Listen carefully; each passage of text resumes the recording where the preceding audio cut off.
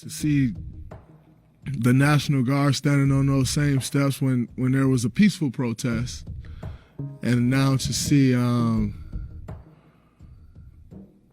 terrorist attack and no National Guard, it just goes to show you where this country is, where this country has been, and probably where it's going to stay.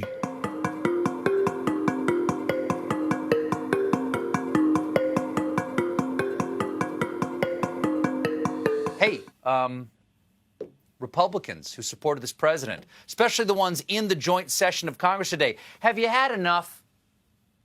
After 5 years of coddling this president's fascist rhetoric, guess whose followers want to burn down the Reichstag? Because today, the U.S. Capitol was overrun for the first time since 1814, and a woman died. Who could have seen this coming? Everyone, even dummies like me. This is the most shocking, most tragic, least surprising thing I've ever seen. This is what happens when there's no peaceful transition of power and what happens when there's bad leadership. This is not how you lose. The president wanted this. He directed it, supported it, he incited it, and encouraged it. People walking around with the flag upside down, thinking they're patriotic. Today was not patriotism. Today was terrorism. What we saw today was a violent insurgency, an attempt to overthrow the legitimately elected government of the United States, and it was incited, directed, and encouraged by the president, Donald Trump, and more than a few members of the Republican Party and right-wing media. For the Republican senators who helped foment this insurrection, why'd you run away? I mean, these are your peeps. They love you. Why didn't you hang out with your buddies, Marsha Blackburn, Kelly Loeffler, Ron Johnson, John, not that Kennedy, Because you can run all you want for the rest of your lives, but you can never escape the responsibility of what you brought upon American democracy today. The people who listen to Donald Trump, to the Republican Party, to Fox News and all the rest, what they've been told for years, and what they were told again today, was that their country was being stolen from them, that shadowy groups and powerful forces were coming for them, that they should never accept defeat, that they should fight. Daddy Donnie did have a message for his supporters. He kind of maybe a little bit told them to go home and that he understands where they're coming from and loves them very much. For real, that's what he said about the rioters. I wouldn't want to even imagine his treatment or response to those people if they had been wearing Black Lives Matter hats instead of red MAGA ones. Police were very laid back compared to the Black Lives Matter protests. Some were seen taking selfies with the criminals. Others seemed to welcome them through the gates. It was a terrible day in the history of this country. Enough is enough. Today was a disgrace. Today was disappointing. But sadly, today was not a surprise. But it's important to remember that this is not who we are. I assure you, there are more good people than there are bad. It felt hopeless. And I got to thinking, I thought, well, I hope when the dust settles and we reflect on what's happened on this awful day, that we still have hope. Because I think if there is one thing we can have after the last month in this country, it's hope. Remind me, are we great again yet?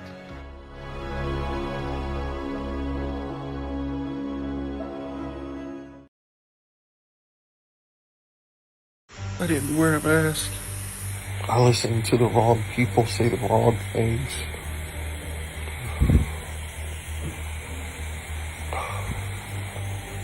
I was wrong.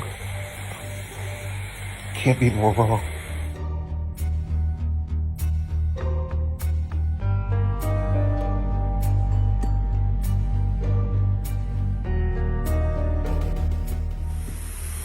I didn't wear a mask.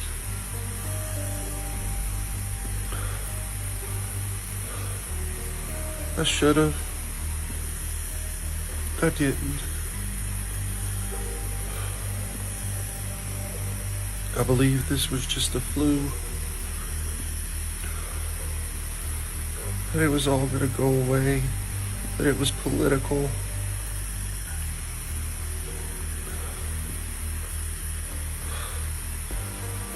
I didn't think a mask would help.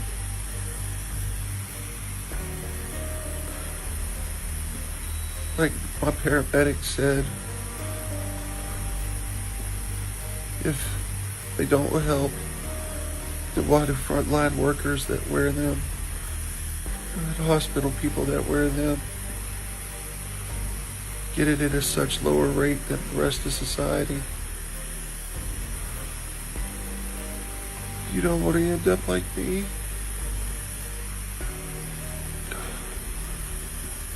I'm having trouble breathing. I may have to be intubated if I get any worse.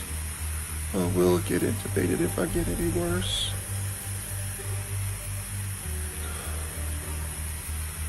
It's so hard to breathe. It affects every person different. But if it affects you the way it's affecting me, you don't want it. If wearing a mask can reduce your chances of getting this, even by 5%, just wear a mask. Do it for your children, for your loved ones. Do it for yourself.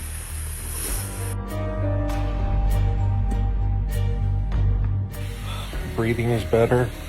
I'm down to this instead of the high flow. So that's good.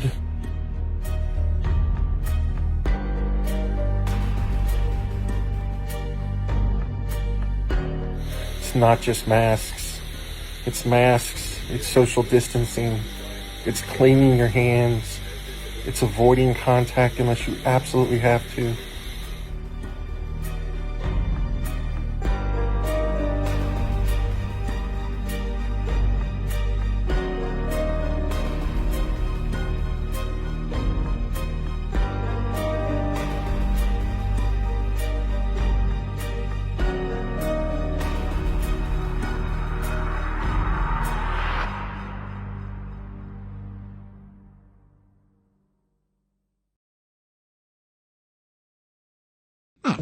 Protesters, they're terrorists. To see the National Guard standing on those same steps when there was a peaceful protest, and now to see a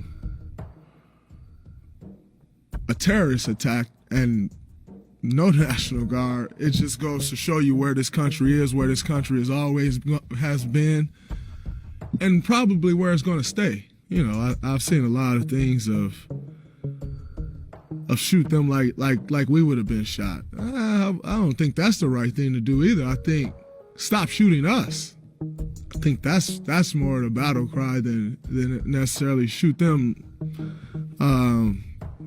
like we would have been shot. Just stop shooting us. You know, and ironically, you know, the news that's come out of Kenosha and these places, you know, within the same 24-hour span as that happens, and then you kind of see that, it's just like a slap in the face and almost a you to every black person in America who goes through these things.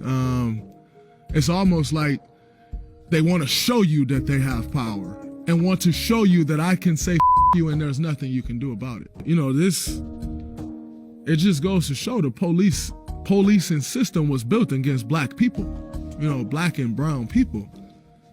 And that's the reason those reactions are different. That's the reason someone can walk or run or bust their way through or whatever into the Speaker of the House office and put their feet on the desk like they're sitting at home on their couch and nothing happens. Stop calling them people protesters. They're terrorists. They're not protesters. Protesters is what you saw when we saw 500 National Guard members standing on those same steps when there were black and brown people saying we just want to be treated equally. That's a protest. Storming into a building and busting out windows and carrying podiums and all that other stuff, that's not a protest, that's a terrorist attack. Stop using stop describing those people the same way you describe someone who just stand there and make a chant and say, we want justice, we want peace. Stop using the same word. It's disrespectful, it's ridiculous. And it's shameful, you know, to keep calling them protesters. Not protesters, they're terrorists. It just goes to show you where this country is, where this country has been, and probably where it's going to stay. To be quite honest, you know, I mean, nothing's changed. You know, I think, you know, through social media and all of these, you know, different things that we have at our fingertips today, you're more aware of things, but nothing's changed. This is the same America that it's been. It's no different. It's a sad day for America. Protesters who have stormed the Capitol, clashing with Capitol Police, forcing their way into Statuary Hall. I never in my entire adult life, serving both first in the Army and now in the legislative branch, would ever imagine that it is the President of the United States of America who would be the one to incite violence. Leader McCarthy, do you condemn this violence? I completely condemn the violence in the Capitol. What we're currently watching unfold is un-American. I am disappointed. I'm sad. This is not what our country should look like. This is not who we are.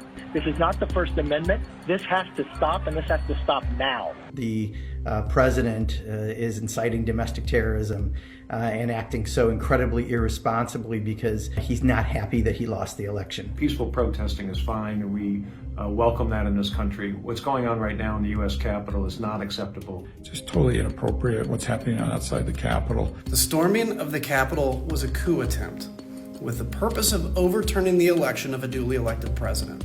The current president incited this coup, encouraged it, and did little to protect the Capitol and the Constitution. I stand to reject this chaos and to condemn the president for allowing it to happen. Where do you place the blame? The blame for this is Donald Trump.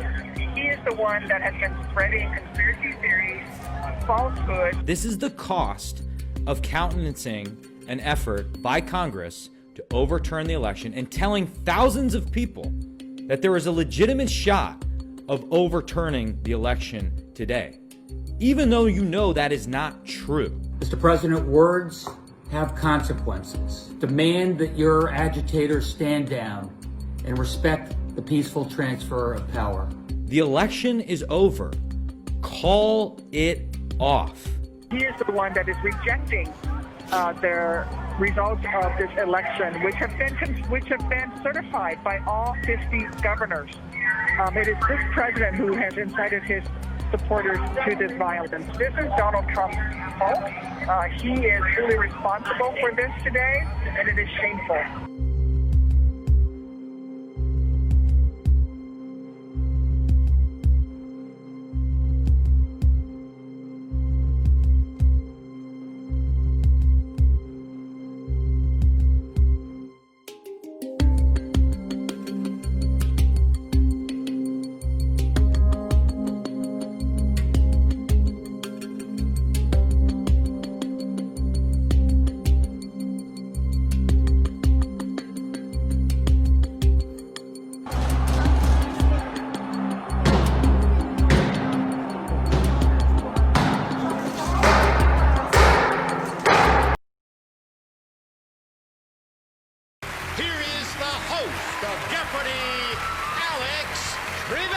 Thank you, Johnny.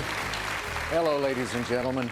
You'll recall that about a month ago, I asked all of you to take a moment to give thanks for all of the blessings that you enjoy in your lives. Now, today, a different kind of message. This is the season of giving. I know you want to be generous with your family, your friends, your loved ones. But today, I'd like you to go one step further. I'd like you to open up your hands and open up your heart to those who are still suffering because of COVID-19. People who are suffering through no fault of their own. We're trying to build a gentler, kinder society. And if we all pitch in just a little bit, we're going to get there.